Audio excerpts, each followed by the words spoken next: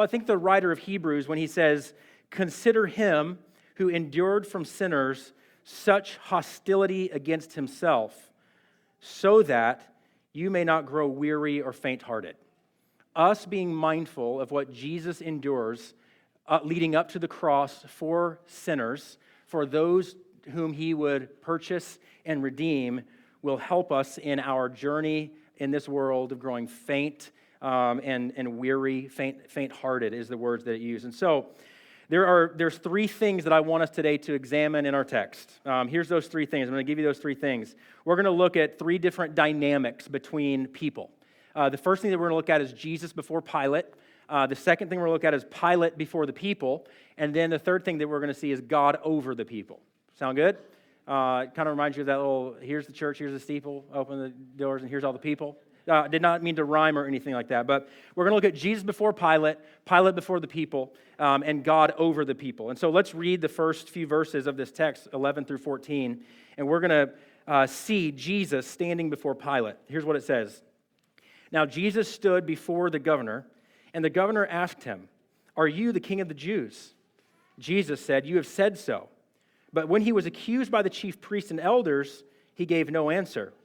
Then Pilate said to him, "Do you not hear how many things they testify against you?" But Jesus gave him no answer, not even to a single charge, so that the governor was greatly amazed. Now, this is what we consider the kind of the official earthly trial of Jesus.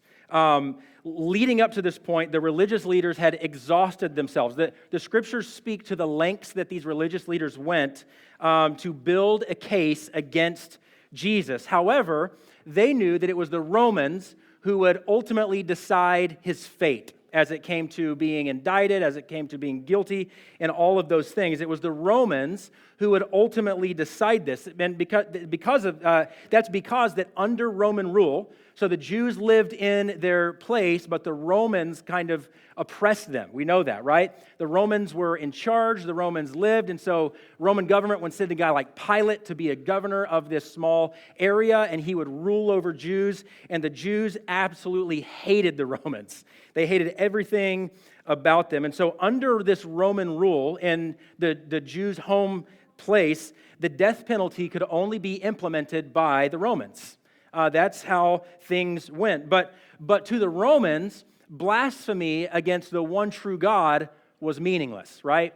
They didn't really care about that. That was not something that they really busied themselves with.